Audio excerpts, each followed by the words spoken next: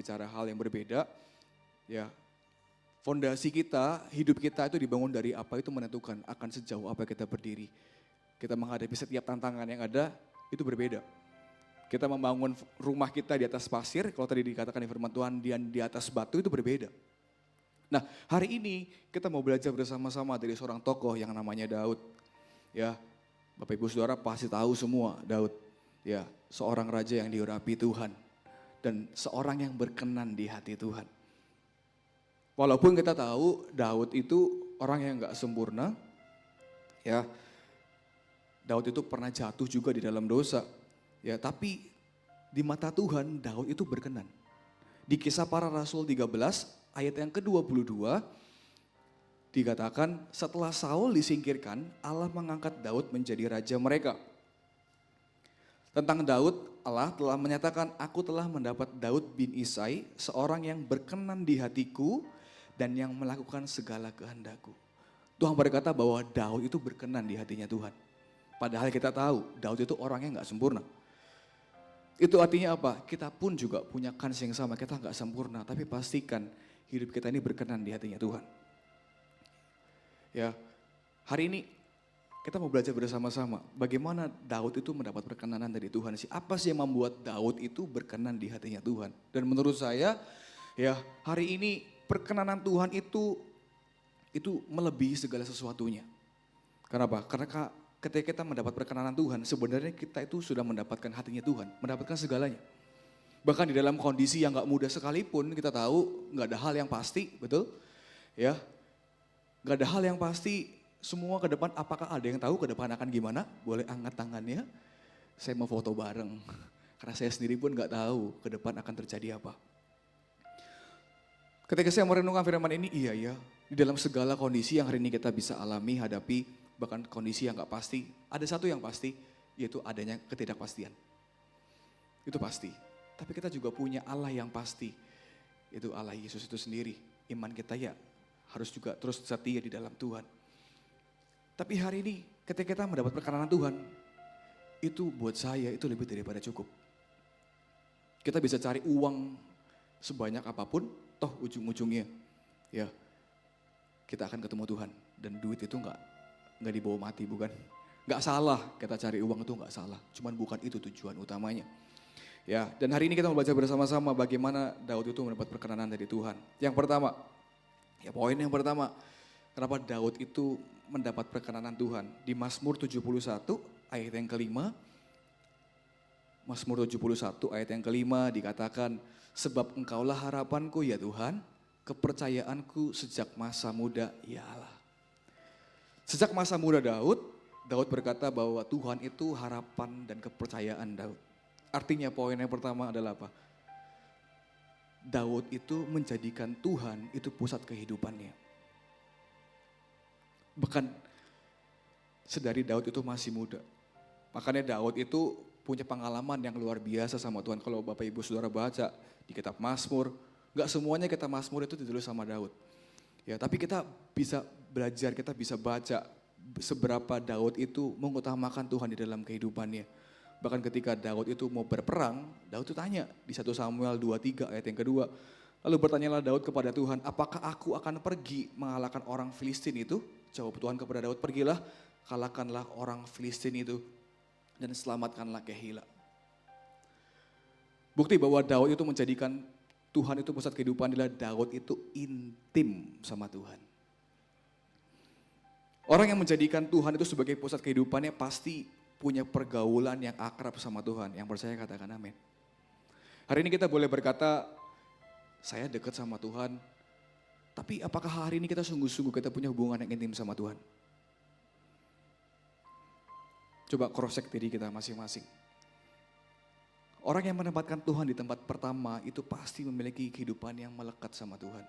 Makanya gak heran Daud itu berkata, sebab lebih baik 1 hari di pelataranmu daripada 1000 hari di tempat lain. Betul? Lebih baik berdiri di ambang pintu rumah Allahku daripada diam di kemah-kemah orang fasik. Sebegitu cintanya Daud sama Tuhan. Itu yang membuat hati Tuhan tuh luluh, Bapak Ibu Saudara. Hari ini seberapa kita menginginkan Tuhan, seberapa kita intim dan dekat setiap hari bersama dengan Tuhan. Apakah di dalam setiap pekerjaan, keluarga kita, setiap keputusan yang kita ambil, kita pernah tanya sama Tuhan, Tuhan, hari ini aku mesti ngapain, hari ini aku akan begini, kira-kira Tuhan mau aku ngapain ya? Pernah nggak jadikan Tuhan itu di dalam setiap kehidupan kita sehari-hari jadi tempat yang terutama? Kalau hari ini kita bangun, apa yang kita pikirkan? Hari ini meeting jam segini, ketemu orang jam segini, targetnya harus segini. Tapi pernah nggak kepikiran bahwa kalau sedetik aja tanpa Tuhan, itu ya apa? Sometimes kita berpikir bahwa tanpa Tuhan aku bisa. Saya pun juga pernah mengalaminya. Tapi coba pastikan di dalam setiap kehidupan kita hari ini, apapun yang kita bangun hari ini, pusatnya siapa? Bukan berarti hari ini saya bilang sekali lagi, gak boleh kita bangun perusahaan, kita bangun pekerjaan kita sungguh-sungguh, enggak, itu bagus. Tapi pusatnya siapa? Jangan sampai ketika kita membangun segala sesuatu, kita tahu pusatnya bukan Tuhan. Sadrak, Mesak, Abednego, kita tahu kisahnya ya. Dia gak mau menyembah patung emas yang didirikan sama Raja Nebukadnezar. Meskipun juga mereka dihadapkan pada ancaman. Ancamannya nyata, dimasukin ke perapian, betul? Itu benar-benar real dan nyata. Tapi Sadrak, Mesak, dan Abednego gak memilih untuk berubah setia. Dia tetap mengutamakan dan menyembah Tuhan. Dan pada akhirnya apa? Mereka pun diselamatkan. Apakah kita di dalam kondisi yang sekarang, yang hari ini kita tahu kita nggak pasti. Pasti banyak godaan. Pasti banyak kondisi-kondisi, keadaan-keadaan di mana kita tuh terjepit. Kayaknya sih masih bisa sih. Kalau misalkan ngelakuin A, B, dan C. Yang orang lain mungkin nggak ngerti. Bahkan pasangan kita nggak ngerti. Bahkan mungkin gembala-gembala kita nggak ngerti. Tapi Tuhan tahu. Dan selalu ingat fondasi ini. Tuhan itu yang terutama. Jangan gantikan Tuhan sama yang lain. Jangan gantikan Tuhan. Kalau waktu itu Sadrak, Mesak, Abednego akhirnya menyembah Tuhan, mungkin beda ceritanya. Dia akan terbakar hangus mungkin. Atau mungkin gak nyampe masuk karena dia akhirnya menyembah. Tapi kisahnya berbeda jadi. Tapi Bapak Ibu Saudara mengerti ya. Kenapa akhirnya mereka pun bisa berkata, aku tetap akan menyembah Tuhanku. Karena mereka tahu dan kenal siapa Tuhannya. Sampai dia bisa berkata, aku gak mau menyembah patung emas itu. Karena dia tahu. Dan kenal siapa Tuhan yang dia sembah. Pertanyaan ya sekarang saya tanya. Seberapa tahu dan seberapa kenal Tuhan yang Anda sembah?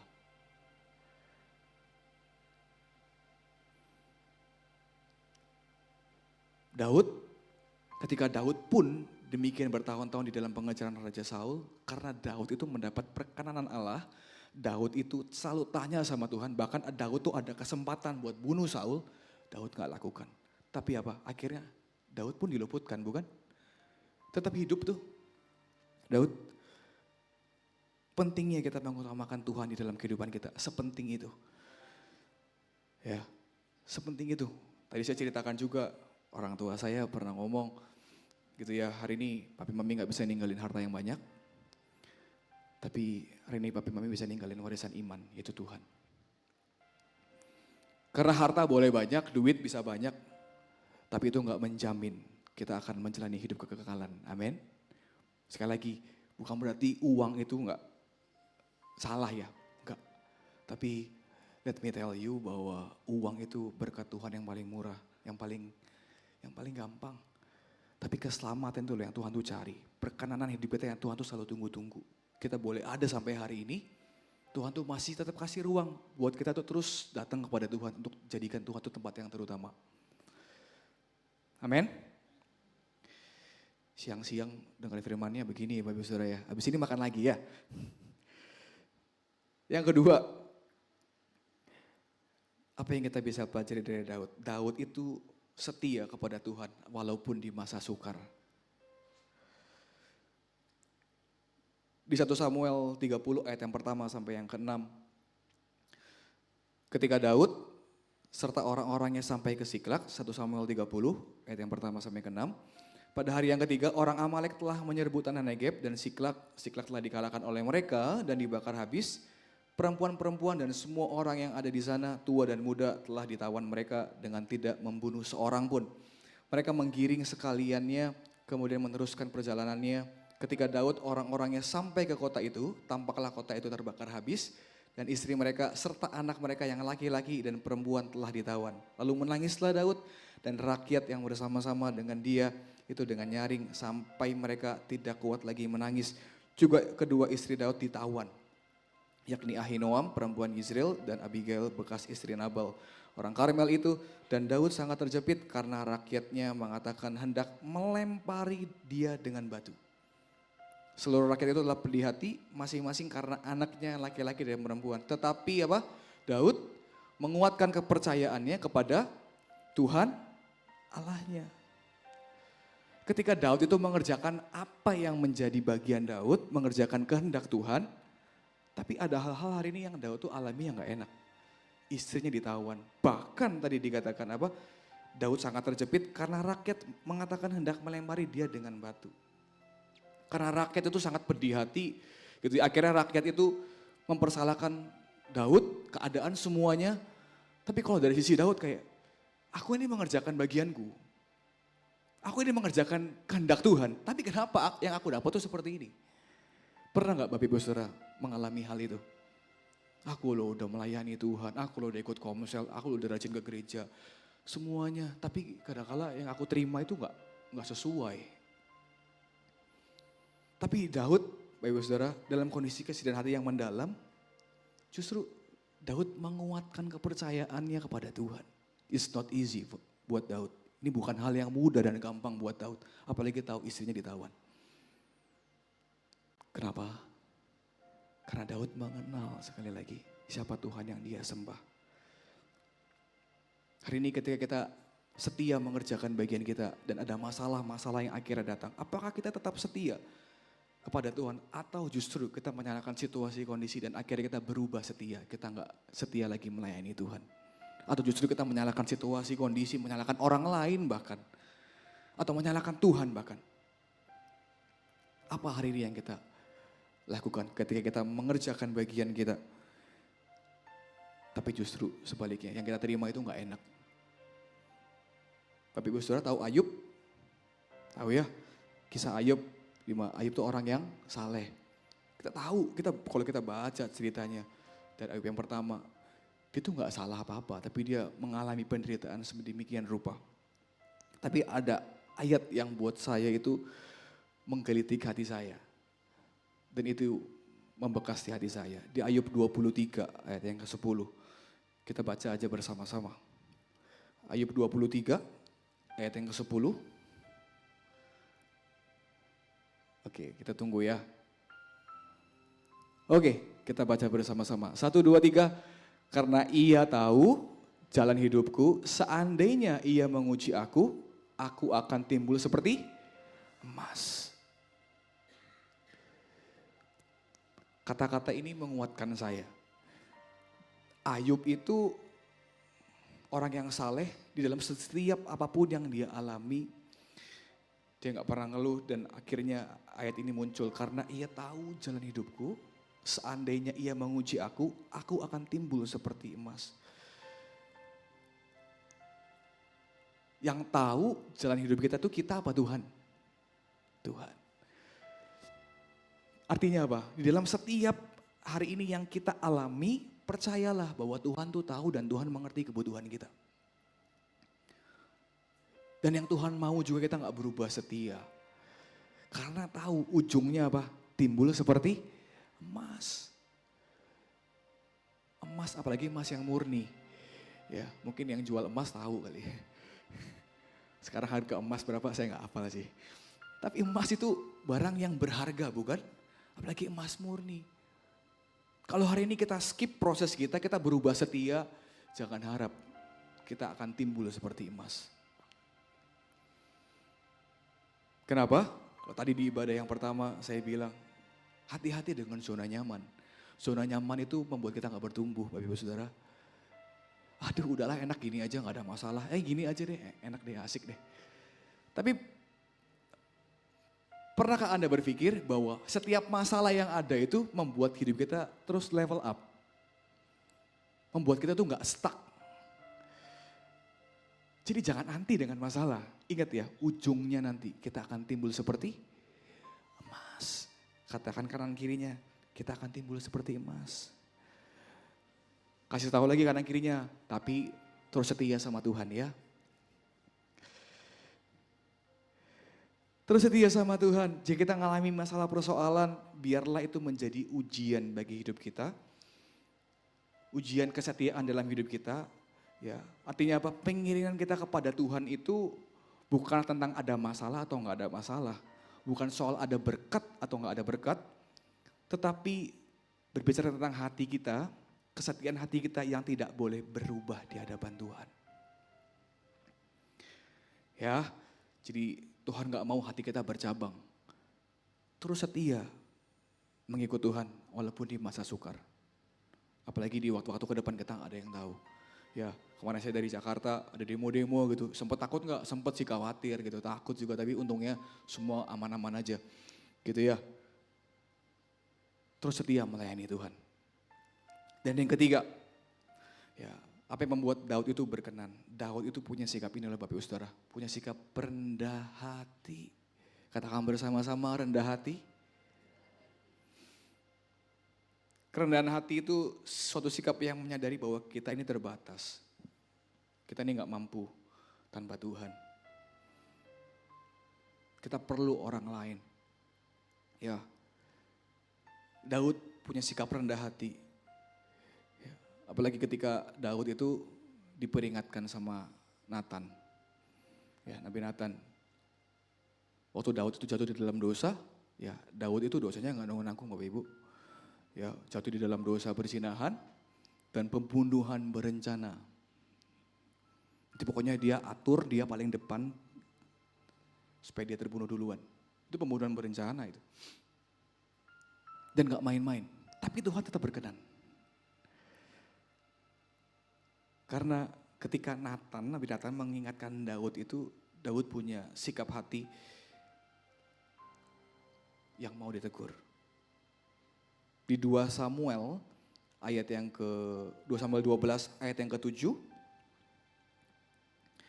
2 Samuel 12 ayat yang ke-7 dikatakan, kemudian berkatalah Nathan kepada Daud, engkaulah orang itu. Beginilah firman Tuhan Allah Israel. Akulah yang mengurapi engkau menjadi raja atas Israel dan akulah yang melepaskan engkau dari tangan Saul. Telah kuberikan isi rumah Tuhanmu kepadamu dan istri-istri Tuhanmu ke dalam pangkuanmu. Aku telah memberikan kepadamu kaum Israel dan Yehuda dan seandainya itu belum cukup, tentu ku tambah lagi ini dan itu kepadamu. Mengapa engkau menghina Tuhan dengan melakukan apa yang jahat di matanya? Uria, orang Het itu kau biarkan ditewaskan dengan pedang, istrinya kau ambil menjadi istrimu. Dan dia sendiri telah kau biarkan dibunuh oleh pedang Bani Amon. Oleh sebab itu pedang tidak akan menyingkir dari keturunanmu sampai selamanya. Karena engkau telah menghina aku dan mengambil istri orang Uria, orang Het itu untuk menjadi istrimu. Beginilah firman Tuhan, bahwasannya malapetaka akan kutimpakan ke atasmu yang datang dari kaum keluargamu sendiri.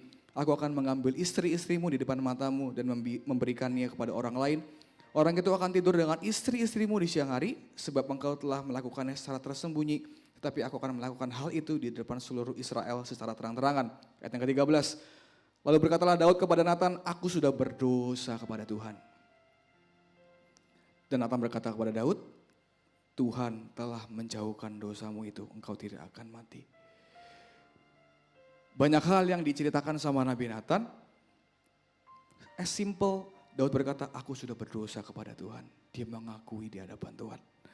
Dan Nathan berkata kepada Daud, Tuhan telah menjauhkan dosamu itu, engkau tidak akan mati. Bapak Ibu Saudara, gak mudah untuk Daud itu dari seorang raja menerima teguran. Tapi Daud punya sikap rendah hati di hadapan Tuhan. Dia gak berbelit-belit ketika ditegur. Tapi kan aku, dia berkata, aku sudah berdosa di hadapan Tuhan. Dia gak membela diri di hadapan Tuhan. Sikap seperti ini yang Tuhan tuh cari, Bapak Ibu Saudara. Ketika ada orang-orang yang negur kita, ada orang-orang pemimpin bahkan di tempat ini yang menegur kita, milikilah sikap rendah hati. Tapi dia nggak sempurna, betul. Tapi orang-orang ini ditempatkan menjadi pemimpin atas gereja ini. Teruslah punya sikap rendah hati. Bagian kita cuma taat, buka hati kita mendengarkan setiap perkataan. Tapi dia nggak sempurna, dia pun susah diomong, itu bagiannya mereka. Tapi bagian di kita punya sikap hati yang rendah hati. Beda sama Saul. Ketika Saul disuruh membunuh seluruh orang Amalek, Saul nggak bunuh semua. Ada orang-orang yang Saul itu nggak bunuh. Dan di 1 Samuel 15 ayat yang ke-10 dikatakan, lalu datanglah firman Tuhan kepada Samuel demikian, aku menyesal karena aku telah menjadikan Saul raja. Sebab ia telah berbalik daripada aku dan tidak melaksanakan firman-Ku. Bayangin, ketika kita tuh gak punya sikap yang gak rendah hati, dan kita berbelit-belit, Tuhan berkata, aku menyesal karena aku telah menjadikan Saul raja. Di 1 Samuel 15 ayat 18 dikatakan seperti ini, Tuhan telah menyuruh engkau pergi dengan pesan, pergilah, tumpaslah orang-orang berdosa itu, yakni orang Amalek. Berperanglah melawan mereka sampai engkau membinasakan mereka. Mengapa engkau tidak mendengarkan suara Tuhan? Mengapa engkau mengambil jarahan dan melakukan apa yang jahat di mata Tuhan? Lalu kata Saul kepada Samuel, aku memang mendengarkan suara Tuhan dan mengikuti jalan yang telah disuruh Tuhan kepadaku. Dan aku membawa Agag, raja orang Amalek. Tetapi orang Amalek itu sendiri telah kutumpas. Tetapi rakyat mengambil dari jarahan itu kambing domba dan lembu-lembu yang terbaik dari yang dikhususkan untuk ditumpaskan itu. Untuk mempersembahkan korban kepada Tuhan Allahmu di Gilgal. Malah nyalain orang lain Bapak Saudara. Loh rakyat-rakyat itu loh yang ngambil. Aku enggak.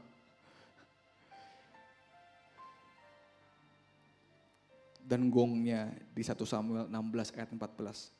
Tetapi roh Tuhan telah mundur daripada Saul dan sekarang ia diganggu oleh roh jahat yang daripada Tuhan. Jadi saking susahnya terima teguran, diomongin sama Tuhan, gak punya sikap rendah hati. Roh Tuhan itu telah mundur daripada Saul. Dan sekarang ia diganggu oleh roh jahat. Hari ini Bapak Ibu Saudara, kalau masih ada orang-orang yang ngomongin kita, ya artinya mereka masih sayang. Mereka masih mengasihi. Terlepas apapun dari motivasi mereka, tapi punyalah sikap rendah hati. Jangan baru diomongin sedikit, udah bentak balik gitu ya. Marah balik gitu ya. Punya sikap rendah hati. Ya, kita pun juga menerimanya dengan sikap hati yang benar di hadapan Tuhan. Thank you buat setiap masukannya yang ada. Ada berkat loh di dalam kerendahan hati. Ada tuntunan Tuhan. Di Mazmur 25 ayat yang ke-9 dikatakan, ia membimbing orang-orang yang rendah hati menurut hukum. Dan ia mengajarkan jalannya kepada orang-orang yang rendah hati. Makanya gak heran Daud dituntun sama Tuhan. Daud dibimbing sama Tuhan. Tuhan pakai Daud secara luar biasa. Karena Daud punya sikap rendah hati Bapak Ibu Saudara. Kalau saya tanya hari ini, siapa yang mau dituntun Tuhan? Siapa yang mau dibimbing? Semua pasti angkat tangan, betul? Tapi pertanyaannya, siapa yang terus mau punya sikap rendah hati?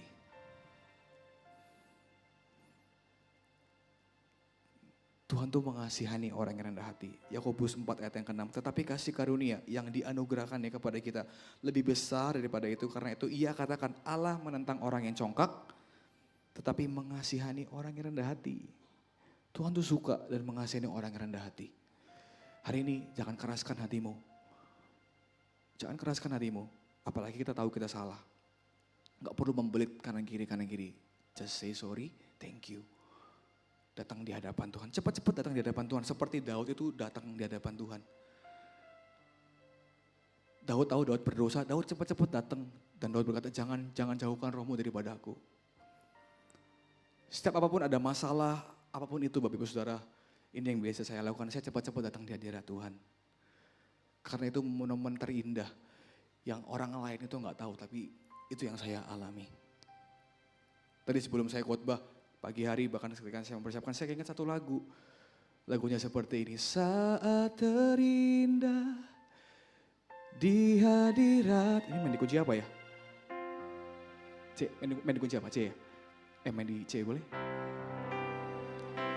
Saat terindah di hadiratmu, berkat melimpah ada padamu. Ku dipulihkan dan dibarui dalam hadiratmu. Ada sukacita. Masalahnya belum selesai, tapi datang di hadirat Tuhan dan berkata, saat terindah, ya Tuhan, di hadiratmu, berkat melimpah ada padamu. Datang di hadapan Tuhan, ku dipulihkan. Masalahnya belum selesai, tapi percaya dengan iman, katakan, dan dibarui, sebab hanya di dalam hadirat Tuhan, dalam hadiratmu ada sukacita, ada sukacita. Selesai doa, masalahnya belum selesai, tapi kita dapat sukacita yang baru. Itu loh yang Tuhan cari, itu namanya korban pujian. Kalau dalam kondisi yang baik-baik aja, bisa gak datang sama Tuhan? Belum tentu, apalagi dalam kondisi yang gak baik. Bisa terus setia, bilang Tuhan Yesus baik, tapi Tuhan kondisinya gini. Tapi terus datang, punya sikap rendah hati. Ada perkenanan Tuhan, ada keselamatan, ada hikmat Tuhan. Mungkin ketika kita memilih untuk menjaga hati, untuk tetap rendah hati, itu gak enak. Rasanya kayak, bukan aku. Kenapa? Tapi kita tahu ujungnya apa. Ketika kita punya sikap rendah hati, ujungnya itu apa kita tahu. Ada berkat yang Tuhan sudah sediakan. Ada perkenanan Tuhan, ujungnya ada kekekalan. So hari ini, jangan keraskan hati kita di hadapan Tuhan. Kalau kita tahu ada hal hari ini yang mendukakan hati Tuhan, cepat-cepat datang ya. Jangan tunggu lama. Atau mungkin justru dalam kondisi kita hari ini yang kita berputar-putar di padang gurun karena kita gak punya sikap rendah hati yang mau terima teguran dan terima firman Tuhan. Yang keempat, poin saya yang terakhir. Apa yang membuat Daud itu berkenan di hadapan Tuhan? Daud itu bertanggung jawab atas setiap kepercayaan. Di 1 Samuel 17, ayat yang ke-34 sampai yang ke-35. Tetapi Daud berkata kepada Saul, hambamu ini biasa menggembalakan kambing domba ayahnya. Apabila datang singa atau beruang yang menerkam seekor domba dari kawanannya, maka aku mengejarnya, menghajarnya dan melepaskan domba itu dari mulutnya. Kemudian apabila ia berdiri menyerang aku, maka aku menangkap janggutnya, lalu menghajarnya dan membunuhnya. Waktu saya baca firman ini, ngeri juga Daud ya. Daud itu kan orangnya kecil, gak tinggi. Tapi dikatakan apabila datang singa atau beruang yang menerkam seekor domba dari kawanannya, aku mengejarnya, menghajarnya, melepaskan domba itu dari mulutnya. Ada di sini yang berani ketemu sama singa dan beruang, one on one gitu, face to face. Ada yang berani? Saya mah pergi Bapak Ibu Saudara, masih mau hidup, takut soalnya. Tapi Daud enggak. Walaupun cuman kambing domba dari ayahnya yang dia harus gembalakan, dia akan take care, dia akan jaga itu, dia akan bertanggung jawab. Dia akan jaga sedemikian rupa, bahkan tadi dikatakan singa pun akan ngambil, dia akan ambil lagi. Hari ini, apa yang Tuhan percayakan dalam hidup kita? Di masa-masa sekarang, apapun itu, bertanggung jawablah di hadapan Tuhan. Jangan bandingkan kanan dan kiri orang ini dan orang itu. Setiap kita punya kapasitasnya masing-masing. Yang sana bisa ngelola 1 talenta, yang sana punya 2 talenta. Jangan banding-bandingkan. Tapi bagian kita bertanggung jawab. Karena apa? Jangan minta berkat besar. Kalau yang kecil aja kita gak bisa kelola. Kita gak bisa bertanggung jawabkan di hadapan Tuhan. Dan sebelum Daud itu menjadi raja, Daud itu cuma seorang gembala. Dia gak punya basic apa-apa untuk menjadi seorang raja. Dia gak punya basic apa-apa Bapak Ibu Saudara. Tapi rasa tanggung jawabnya itu membuat dia tuh menjadi raja atas Israel. Membuat hidupnya tuh berkenan di hadapan Tuhan dan dipakai Tuhan sedemikian rupa. Dari seorang gembala menjadi seorang raja. Kalau hari ini kita diberi tanggung jawab, kerjakan itu bukan untuk manusia. Ketika Daud itu mengembalakan kambing domba, apakah ada orang-orang yang melihat? Gak ada. Apakah ayahnya yang melihat? Enggak. Bahkan ketika Samuel mengurapi kakak-kakaknya, cuma Daud yang gak ada, bukan? Tapi dia terus bertanggung jawab di hadapan Tuhan. Kalau hari ini kita mengerjakan segala sesuatunya hanya untuk manusia, hanya untuk dilihat manusia atau dilihat siapapun di tempat ini, ya percayalah kita akan gak dapatkan apa-apa. Bahkan ujungnya kita bisa kecewa. Aku udah melakukan hal ini, hal itu buat gereja ini, buat ini. Tapi apa yang aku dapat? Percayalah Bapak Ibu Saudara, ketika kita mengerjakan untuk pengakuan manusia atau siapapun di tempat ini, ujung-ujungnya cuma kecewa. Tapi lakukanlah segala sesuatu ini untuk Tuhan. Karena Tuhan nanti yang memberikan upahnya buat hidup kita. Bukan orang-orang di tempat ini, tapi Tuhan. Makanya tadi di awal saya bilang, fokus tujuan utamanya harus Tuhan. Karena kalau enggak, ujungnya saya kasih tahu Bapak Ibu Saudara, ujungnya ya kecewa, pahit hati, ujung-ujungnya apa? Pergi. Dan yang ngerugi siapa? Diri kita sendiri. Sama seperti perumpamaan talenta, Bapak Ibu Saudara tahu pasti. Perumpamaan talenta, ada yang diberi 1 talenta, 2 talenta, dan 5. Ya, kita tahu di Matius dikatakan, Matius 25:23, maka kata Tuhannya itu kepadanya, baik sekali perbuatanmu. Itu hai hambaku yang baik dan setia, engkau telah setia memikul tanggung jawab dalam perkara yang kecil, masuklah aku akan memberikan kepadamu tanggung jawab dalam perkara yang besar. Masuklah dan turutlah dalam kebahagiaan Tuhanmu. Hari ini, apapun yang kita punya, jangan menganggap itu kecil. Jangan menganggap ini bukan apa-apa. Kita gak pernah ngerti di hadapan Tuhan. Bertanggung jawablah, terus setialah mengerjakan apa yang menjadi bagian kita. 5 roti 2 ikan, itu bisa ngasih makan berapa ribu orang? Berapa? Dites dulu nih sekolah minggunya lulus gak nih? Kalau enggak nanti dimarahin sama Oma Eli. 5 roti 2 ikan bisa ngasih makan berapa? 2.000? 5.000, pinter. Lulus berarti sekolah minggunya. 5.000, dan itu baru yang pria. 5 roti 2 ikan. Sekarang apa yang menjadi 5 roti 2 ikan di dalam hidup kita? Bawa di hadapan Tuhan. We never know, kita gak pernah tahu akan jadi apa di tangan Tuhan. Bahkan ketika mujizat 5 roti 2 ikan itu dikerjakan, Tuhan tuh benar-benar bertanggung jawab. Tuhan suruh kumpulkan bukan? Sisa-sisa roti yang ada, Tuhan gak buang. Kalau kita mungkin ya udahlah ya, itu orangnya begitu banyak ya udahlah sisa-sisa ya udahlah. Tapi Tuhan gak lakukan itu loh Bapak Saudara. Dikumpulkan sisa-sisa roti itu. Terkumpullah berapa? 12 bakul. Sampai pada kesudahannya Tuhan juga terus mau kita tuh bertanggung jawab. Dikumpulkan tuh 12 bakul. Jadi hari ini jangan pernah remehkan apapun. Jangan berkata aku gak punya talenta apa-apa. Pasti ada talenta yang Tuhan tuh berikan di dalam kehidupan kita. Cuma pertanyaan ini kita mau kembangkan itu apa enggak? Ya, kita mau masuk di dalam kebahagiaan bersama dengan Tuhan atau enggak? Jangan sampai talenta kita yang kita punya kita pendam, akhirnya Tuhan ambil. Tapi hari ini ayo sama-sama ya kita belajar dari seorang Daud ya yang menjadikan Tuhan itu pusat kehidupannya. Ya, Daud itu menjadikan Tuhan itu tempat yang terutama. Gak bisa kalau tanpa Tuhan. Bahkan dia hari-harinya lebih baik satu hari di pelataran Tuhan. Lebih baik satu hari di pelataran-Mu daripada 1000 hari di tempat lain.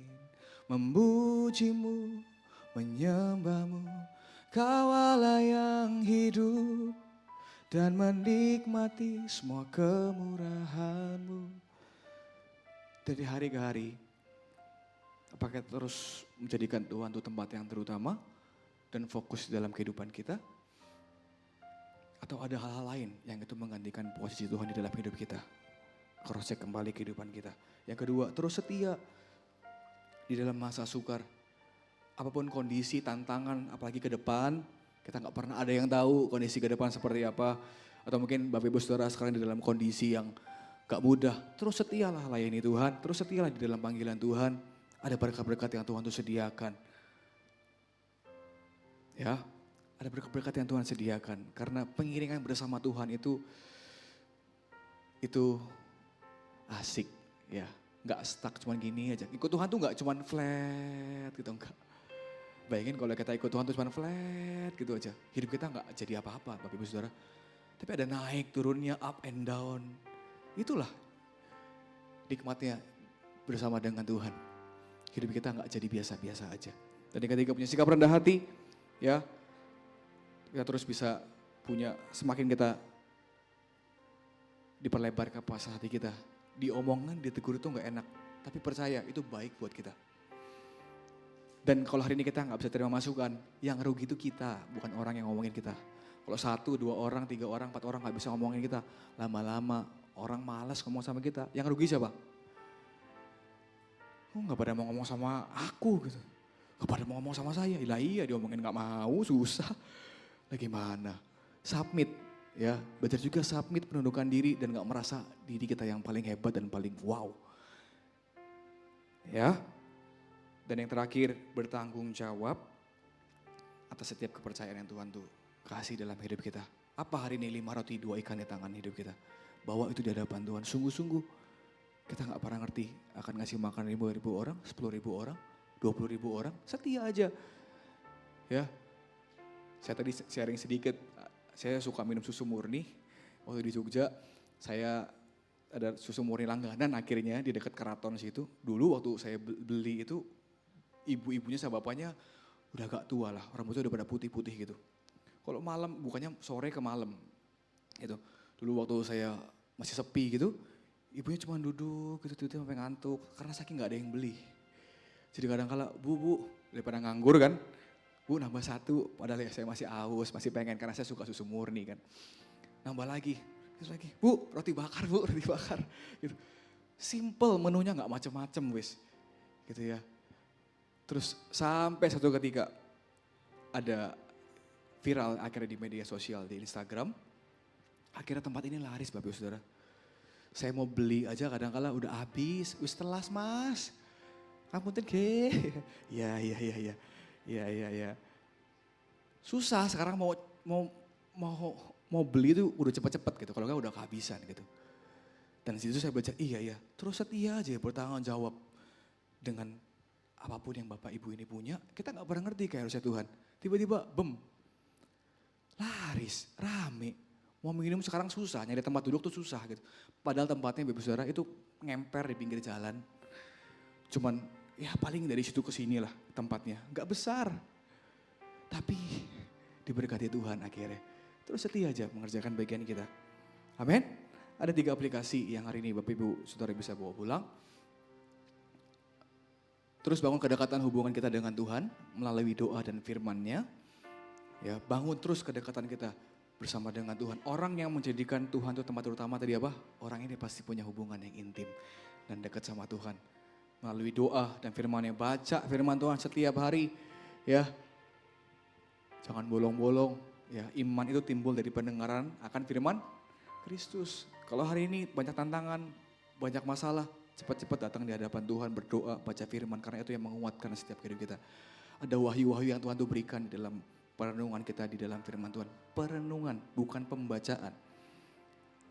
Bahkan di firman Tuhan, renungkan firman itu siang dan malam. Renungkan Bapak Ibu Saudara, jangan cuma dibaca lewat, tapi direnungkan ya. Yang kedua, terima masukan yang membangun dari orang-orang yang mengasihi kita. Dan yang ketiga, lakukan lakukan yang terbaik, apa yang Tuhan percayakan sekarang di dalam kehidupan kita. Ya, jangan berkata, umurku udah senior, umurku udah semakin berumur gitu ya, hari ini bisa apa gitu. Tapi teruslah kerjakan apa hari ini yang kita punya. Tuhan gak pernah mengkotak-kotakan umur. Daud yang muda bisa dipakai. Abraham yang umurnya 100 tahun lebih juga Tuhan bisa pakai. Hari ini kita jangan pernah kotak-kotakan dan jangan pernah batasi Tuhan di dalam kehidupan kita. Jangan pernah batasi Tuhan bekerja di dalam kehidupan kita. Amin. Dan ada kata-kata hari ini buat Bapak Ibu Saudara yang terakhir. Seperti sebuah bangunan yang berdiri kokoh atau runtuh oleh waktu, demikian pula hidup kita. Bukan hanya apa yang tampak di luar yang menentukan, tetapi bagaimana kita membangun dari dalam, batu demi batu, nilai demi nilai, hari demi hari. Amin. Jadi hari ini ayo bangun kehidupan kita sungguh-sungguh, kejar perkenanan Tuhan. Saya undang Tempe Awi bisa maju ke depan, kejar perkenanan Tuhan. Hari ini saya percaya setiap tantangan ke depan, kondisi yang gak mudah dan yang gak pasti, itu gak membuat kita itu mundur di hadapan